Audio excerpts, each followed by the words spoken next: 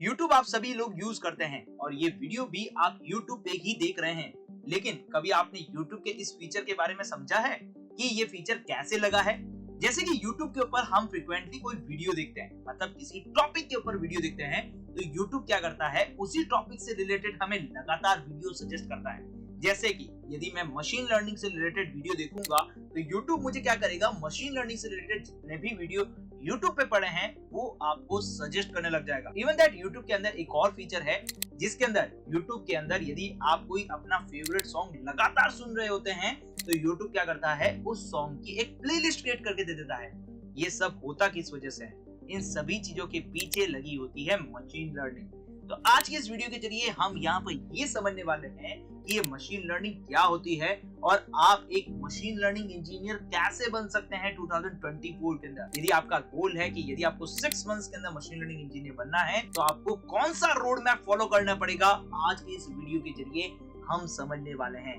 यदि आप भी अपने करियर को data science and machine learning की फील्ड में ले जाना चाहते हैं, तो इसके लिए WS ट्यूबटेक के ऑनलाइन एंड ऑफलाइन बने बैच के अंदर ज्वाइन करके आप अपने स्किल को इंप्रूव कर सकते हैं। इसके लिए दिए गए कॉन्टेक्ट नंबर पे कॉल करके आप हमारी 2 डेमो फ्री क्लासेस ले सकते हैं। इस सीरीज को स्टार्ट करने से पहले हम ये जानते हैं कि आज हम इस वीडियो के जरिए किस किस चीजों को समझने वाले हैं, मतलब आज के इस वीडियो का हमारा एजेंडा क्या होने वाला है, मशीन लर्निंग क्या होती है, फिर इस मशीन लर्निंग को सीखने के लिए हमें कौन कौन से टेक्निकल टूल सीखने पड़ेंगे, हमें कौन कौन से सॉफ्ट स्किल्स आनी चाहिए, एक मशीन लर्निंग इंजीनियर बनने के बाद में हमारी सैलरी क्या रहने वाली है, ऐसी कौन कौन सी टॉप कंपनियां हैं जो मशीन लर्निंग इंजीनियर को हायर कर सकती है, और ये मशीन लर्निंग हम कहां से और किस तरीके से सीख सकते हैं, इन टॉपिक के बारे में आज हम यहाँ पर बात करेंगे।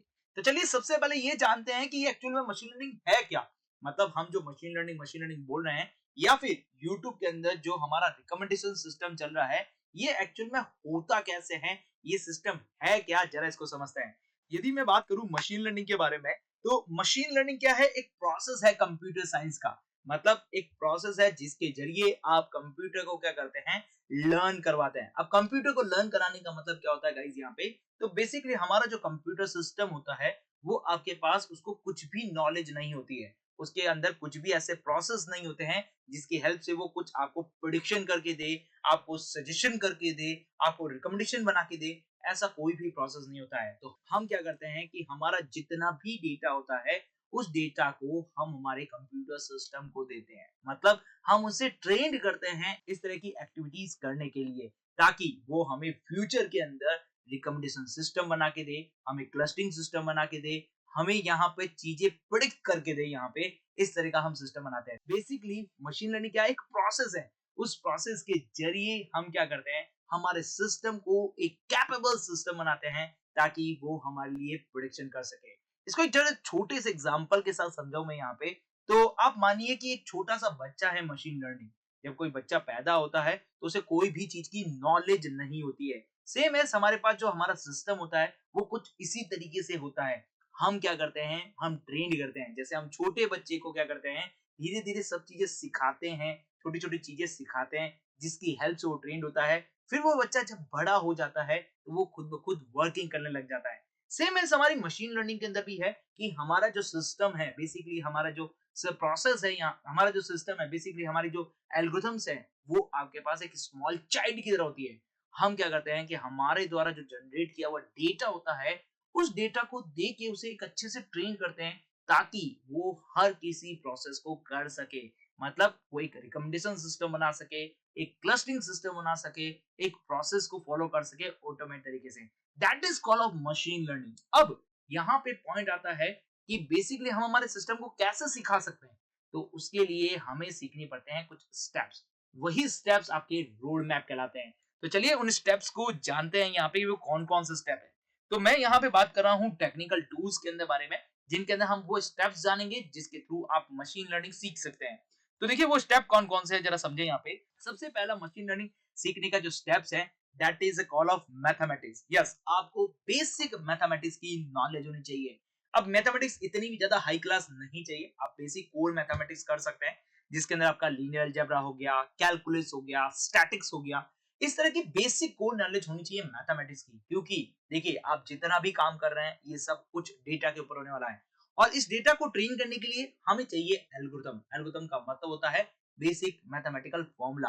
अब इस मैथमेटिकल फॉर्मूला के लिए आपको बेसिक बेसिक मैथमेटिक्स आनी बहुत ज्यादा जरूरी है। यदि आपको बेसिक मैथमेटिक्स नहीं आती है तो आप आगे वर्किंग नहीं कर पाएंगे।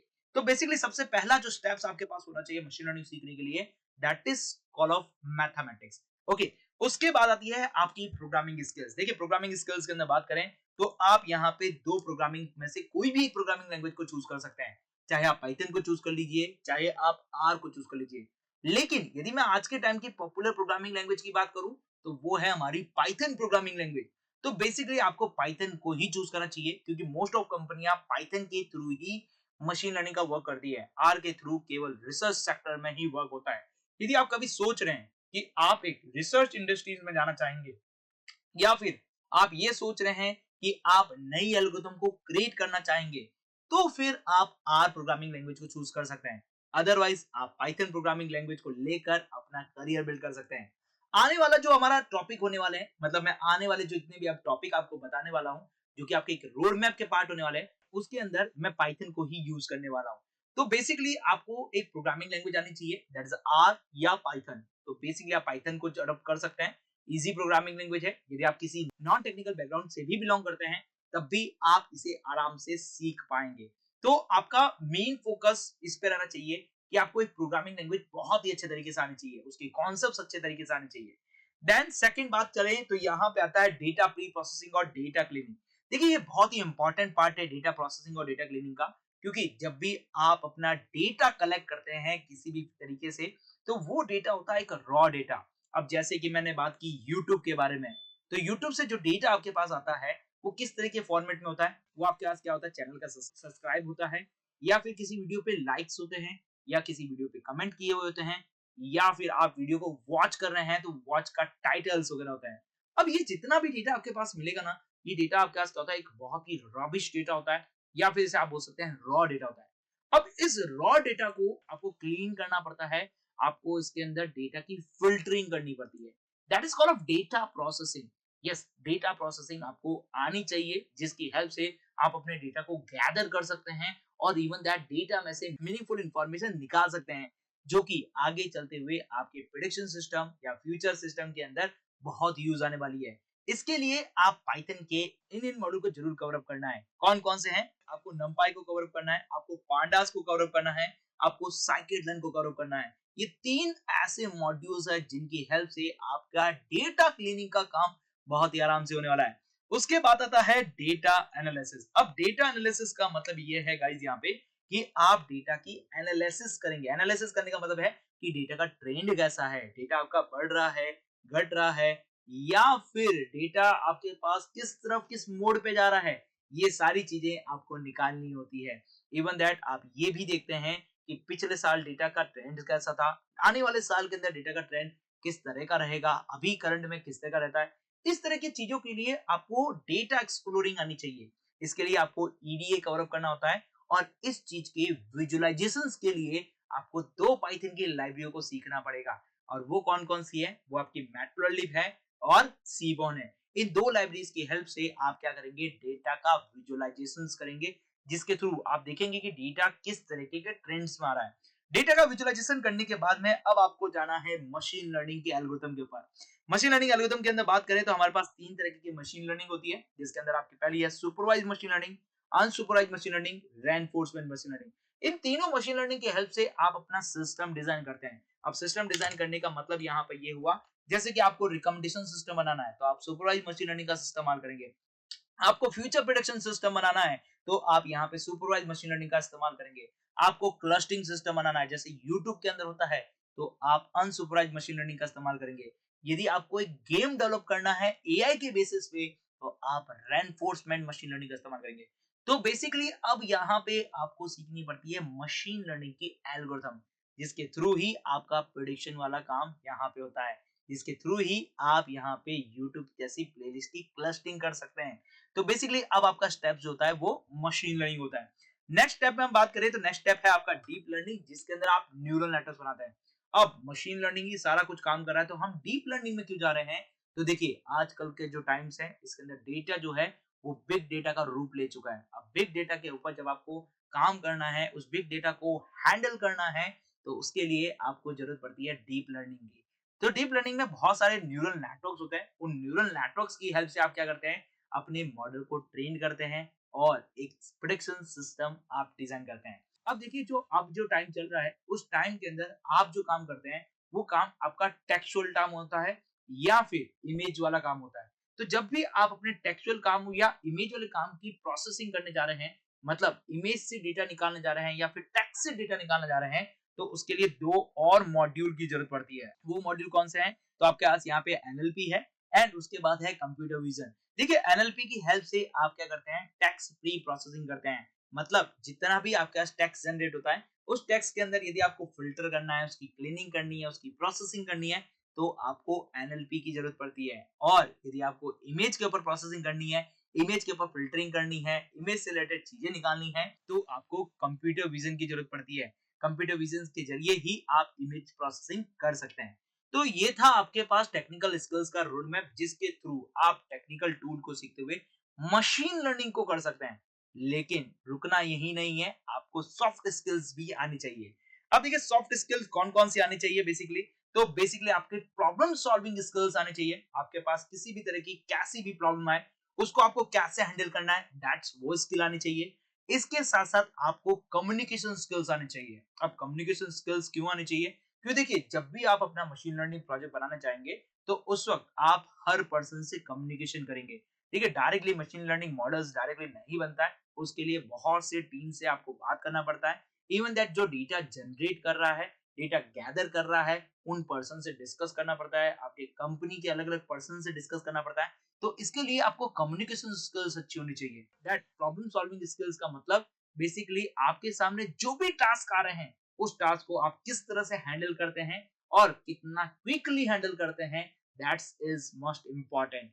इवन दैट कभी कभी मॉडल ऐसा होता है जिसके ऊपर आपकी खुद की नॉलेज बहुत ज्यादा इंपॉर्टेंट होती है रादर देन टेक्निकल स्किल्स के। तो बेसिकली आपकी सॉफ्ट स्किल्स भी बहुत ज्यादा अच्छी होनी चाहिए। अब हम बात करते हैं कि यदि हमने मशीन लर्निंग के ये सारी जो चीजें हैं कवर अप कर ली है, तो हमारा सैलरी पैकेज क्या रहने वाला है और कौन कौन सी ऐसी कंपनियां हैं जो हमें ये जॉब ऑफर करेगी। तो बेसिकली बात करें इंडिया के अंदर सैलरी की बात करें, तो बेसिकली ये जो सैलरी रहती है, वो 3 लाख टू 21 लाख के बीच में रहती है। यदि आप बिगिनर हैं तो आपकी 3 लाख रहेगी, लेकिन जैसे जैसे आप चीजों को सीखते रहेंगे, आपकी जो सैलरी है वो 20 लाख तक पहुंच जाएगी। एक ऑन एन एवरेज सैलरी की बात करूं मैं यहाँ पे 9.5 एक एवरेज सैलरी रहती है आपके पास मशीन लर्निंग इंजीनियर की। तो आपके पास एक बहुत ही अच्छा पैकेज आपको यहाँ पे मिलने वाला है।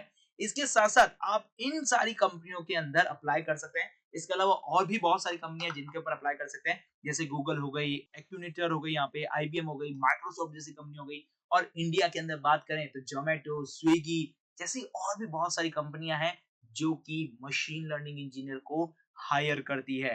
अब बात करते हैं कि ये आप चीजें कहां से सीख सकते हैं। तो बेसिकली इसको सीखने के बहुत सारे सोर्सेज हैं। आप चाहें तो WS Gupta के ऑनलाइन एंड ऑफलाइन बैच के जरिए सीख सकते हैं, या फिर आप YouTube के जरिए भी सीख सकते हैं। और यहाँ पे मैं एक बहुत इंपॉर्टेंट चीज बताने जा रहा हूँ, दैट्स चैट जीपीटी से भी आप सीख सकते हैं। लेकिन चैट जीपीटी आपके पास उस वक्त हेल्प करेगा जब आपको मशीन लर्निंग की बेसिक नॉलेज होगी। तो आप चैट जीपीटी का भी यूज ले सकते हैं। इवन दैट आप बुक्स का भी इस्तेमाल कर सकते हैं। मशीन लर्निंग की बहुत सी ऐसी बुक्स आती है जिनकी हेल्प से आप मशीन लर्निंग को कंप्लीटली सीख सकते हैं। तो ये था कंप्लीट रोड मैप जो कि आपको 6 मंथ्स के अंदर आप कवर अप करके एक बहुत अच्छे मशीन लर्निंग इंजीनियर बन सकते हैं 2024 के अंदर। ऐसी ही और मजेदार कंटेंट मैं आप सभी के लिए लेके आता रहूंगा। तब तक के लिए गुड बाय।